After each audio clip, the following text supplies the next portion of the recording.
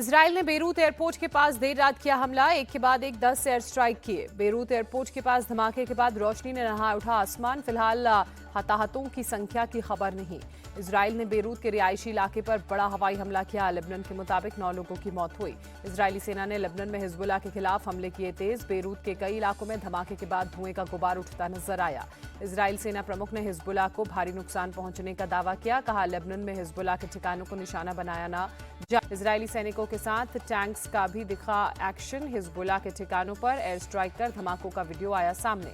WHO का Israel पर बड़ा आरोप। लेबनान में हुए हमलों में 28 स्वास्थ्य कर्मियों की मौत की बात कही। सीज फायर की मांग की। ईरान ने इजराइल पर मिसाइल अटैक का नया वीडियो गुरुवार को जारी किया। एक के बाद एक कई मिसाइल्स हवा में उड़ते नजर आए।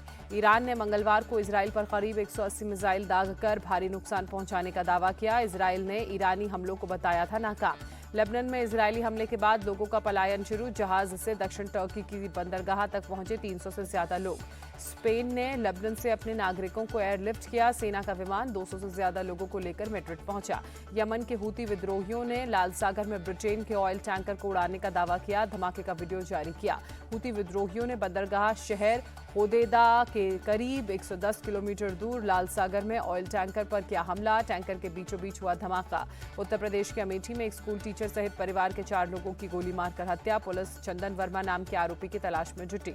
पुलिस के मुताबिक टीचर की पत्नी ने 1 महीने पहले चंदन वर्मा के खिलाफ अश्लील हरकत की शिकायत करवाई थी दर्ज। चंदन ने दी थी पति की हत्या की धमकी। सीएम योगी ने टीचर और उनके परिवार की हत्या पर संज्ञान लिया। दोषियों को तुरंत पकड़ने और सख्त कार्रवाई के निर्देश। आगरा में डिजिटल अरेस्ट की वजह से एक सरकारी स्कूल टीचर की मौत। बेटी के सेक्स रैकेट में पकड़े जाने की बात कर 1 लाख की मांग की गई थी। महिला टीचर को कॉल पर उनकी बेटी की तस्वीर वायरल करने और FIR करने की दी गई धमकी।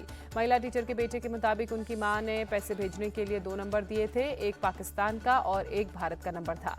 महिला टीचर के बेटे ने आगरा पुलिस को दोनों नंबर और बाकी साक्ष्य सौंपे। पुलिस केस दर्ज कर कॉल करने वाले की तलाश में उसे ट्रेस करने में जुटी। मेरठ में वेज रोल की जगह एग रोल खिलाने का मामला आया सामने। औघड़नाथ मंदिर के सेवादार नीतीश बुद्धि राजा ने लगाया आरोप। नीतीश के मुताबिक ऑनलाइन ऑर्डर बुक कर उन्होंने मंगवाया था veg roll.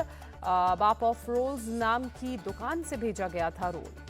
Ranchi Varanasi Vande Bharat express पर पथराव का आरोपी हुसैन उर्फ शाहिद को यूपी STF ने किया गिरफ्तार। वाराणसी दिल्ली वंदे भारत एक्सप्रेस पर पनकी स्टेशन के पास पथराव। C7 कोच का टूटा शीशा। इसी लोकेशन पर 1 साल में 7 बार हो चुका है पथराव। मध्य प्रदेश के रतलाम में मालगाड़ी पटरी से उतरी। ट्रेन के 3 डिब्बे पटरी से उतरे। डिरेल हुए डिब्बों को ट्रैक से दूर हटाया गया।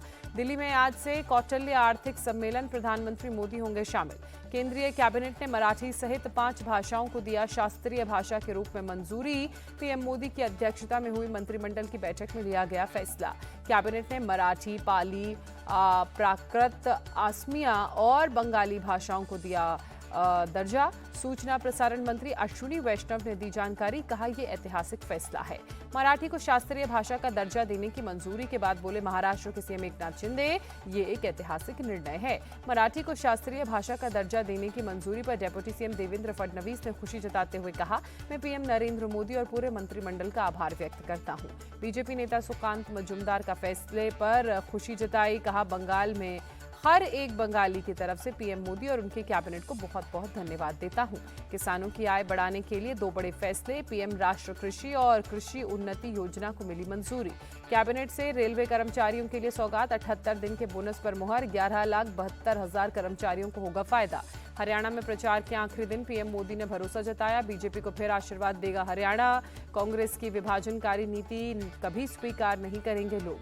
हरियाणा के कुरुक्षेत्र और जींद में उत्तर प्रदेश के सीएम योगी आदित्यनाथ ने राहुल गांधी पर साधा निशाना। कहा, खटाखट कहने वाले सफाचट हो गए। हरियाणा के रण में राहुल गांधी का बड़ा हमला। बोले, संविधान बर्बाद कर रही है बीजेपी और संघ। जम्मू कश्मीर विधानसभा चुनाव में 63.88% मतदान हुआ। चुनाव आयोग ने फाइनल डेटा किया जारी।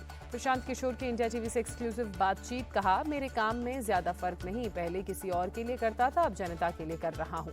अमेरिका में पीयूष गोयल और अमेरिकी व्यापार प्रतिनिधि राजदूत कैथरीन ताई की मुलाकात। भारत अमेरिका व्यापार बढ़ाने के तरीकों पर दोनों के बीच हुआ चर्चा।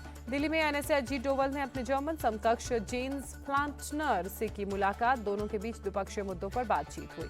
मूडा केस में कर्नाटक के सिद्धारमैया पर ईडी ने एक और केस किया, सबूतों को नष्ट करने का आरोप लगाया। दिल्ली एनसीआर में पराली से बढ़ रहे प्रदूषण के मामले, सुप्रीम कोर्ट ने सीएक्यूएम को लगाई फटकार, पराली जलाने से रोकने के लिए कुछ नहीं किया, कहा।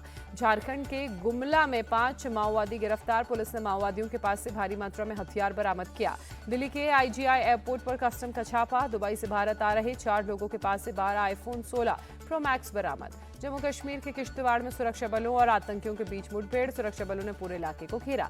बिहार के मोतिहारी में बाढ़ ने बढ़ाई लोगों की परेशानी, नदियों का जलस्तर बढ़ने से कई गांव में बाढ़ में गांव डूबे। शारदीय नवरात्र का आज दूसरा दिन, देवी के ब्रह्मचारिणी स्वरूप की हो रही है पूजा अर्चना।